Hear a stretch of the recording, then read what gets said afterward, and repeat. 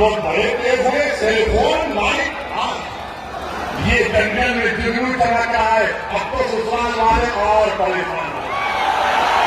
हाँ, इधर भी है, छत पर भी है, हाँ दाहिने भी है। हम देख रहे हैं सबको, आपका मैं शुक्रिया। हाँ, हमारे बहने भी है माशाअल्लाह से, हिजाब और निकाब पहनकर उनको सलाम।